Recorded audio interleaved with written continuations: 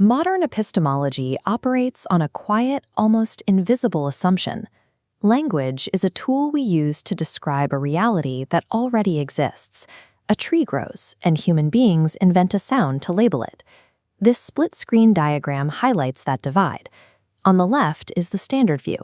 The relationship between a word and an object is a passive tether, a signifier pointing to a signified. But on the right is a different mechanics of language. Here, the word does not point to the object, it actively structures the object out of raw geometry. This right side illustrates the ancient Vedic Brahmanic framework. In this tradition, language is generative. It precedes the physical world and causes it to manifest. This approach to linguistics was so precise that grammar, the rigorous study of phonetics and syntax, was categorized as a darshana. It was considered a complete worldview and a literal path to spiritual salvation. In this school of thought, language is not viewed as a byproduct of human consciousness. It is the primordial energy that structures the cosmos. To understand how this works, we have to track this concept through three specific scales, from language as a macrocosmic force, down into a single mathematical syllable, and finally, human biological energy pathways. For the ancient Indian grammarian, learning the rules of phonetics was equivalent to learning the structural physics of the universe. We start at the oldest chronological layer of this tradition, the hymns of the Rig Veda. Here, we encounter the concept of Vak, the word. Hymns 10.125 and 10.71 personify Vak not as a standard deity, but as a sovereign, feminine creative power that exists before the gods themselves. The texts describe Vak as giving birth to the Father at the summit of the world. Language is placed hierarchically above the creator deity, acting as the force that enables the divine to take action. The primary mechanism of this power is namadiya, the placing of names. Within this framework, assigning a name to unformed matter is the literal mechanical action of granting it physical being. The name is the object. But this cosmic word operates on a strict mathematical structure, specifically a rule of 4 laid out in hymn 1.164. This geometric matrix visualizes that exact rule. The cosmic word is divided evenly into 4 distinct quarters. The texts explicitly state that the first 3 quarters of the word remain concealed, motionless, and entirely hidden from human perception. This hidden 75% represents the unexpressed foundation of reality. It is the silent scaffolding that makes manifestation possible. That leaves only the 4th quarter, the fraction that human beings actually speak. This single manifest quarter represents the entirety of empirical physical reality. Everything we see, hear, and interact with is contained in this final 25%.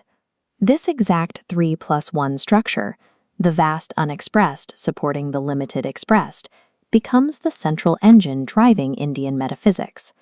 Human empirical reality is the visible tip of an unexpressed linguistic structure. If the universe is a linguistic structure of this magnitude, how does an individual practitioner actually manipulate it? The solution relies on the principle of acoustic compression. In early Indian thought, the concentrated and the dimensionless are more powerful than the extended. This dimensionless point is the aksara, literally the imperishable or the ultimate phonetic seed to which all speech can be reduced. By the time we reach the texts known as the Brahmanas and the early Upanishads, this imperishable seed fuses entirely with the syllable Om. Om is frequently categorized as a simple meditative chant, but structurally it operates as a mathematically compressed version of the entire Vedic universe. We can see the internal logic of this compression in the Mandukya Upanishad. It breaks the syllable open to reveal the same 3+1 structural law we saw in the Rig Veda.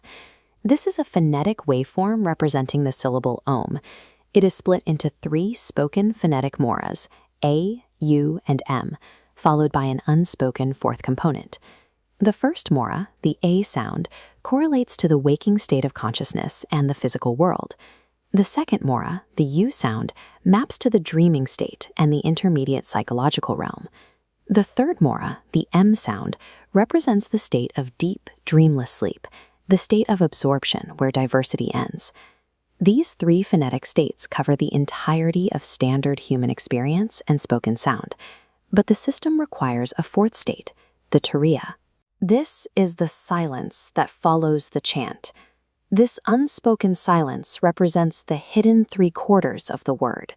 It is the transcendent boundary that encapsulates the first three states. Chanting the syllable Om is an attempt to run the entire operating system of reality through a single breath. This logic of generative sound does not stop at the cosmic scale. We can track it internalizing into the human body by looking at the specific way the tradition maps phonetic production onto physiology.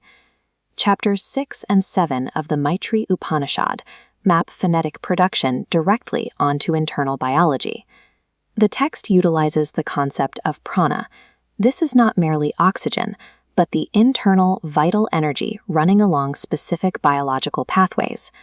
The starting point for speech is the empty ether space located in the human heart. Inside this cross-section, we see the ignition sequence. Focused human thought acts as a churn, creating friction against the vital fire resting in the chest. This friction produces a microscopic atom of raw sound. This sonic atom is pushed upward by the vital breath, entering the sushumna, the central upward-leading channel of the body. As the sound hits the throat, its phonetic complexity doubles. The doubled energy continues upward, striking the tip of the tongue, where it triples in complexity once again. Finally, the energy flows out of the mouth as matrika, the mother of phonemes. The raw internal fire becomes spoken speech. In the Upanishadic framework, speech is modeled as the physical ascent and manifestation of internal energy. Viewing these models together clarifies the conceptual lineage of the energy anatomy used in later tantric yoga. Later Hindu tantric texts describe the kundalini, a dormant, fiery energy resting at the base of the body. In tantric practice, kundalini awakens through internal churning, rising through subtle channels, multiplying in complexity until bursting out as human phonemes. Watch how these diagrams interact. Overlaying the tantric anatomy with older texts, they lock together into an identical mechanical blueprint. Texts like the Shiva Sutra Vimarsini did not invent a new esoteric paradigm. Tantrism operationalizes the Maitri Upanishad's phonetic biology, utilizing the syllable physics of the Brahmanas to wield the generative cosmic word from the Rig Veda. Across centuries of Indian intellectual tradition, the boundary between linguistics and the structure of reality dissolves. They are the same discipline. To control the breath and speak a syllable with total intention is to engage the same measurements used to construct the world.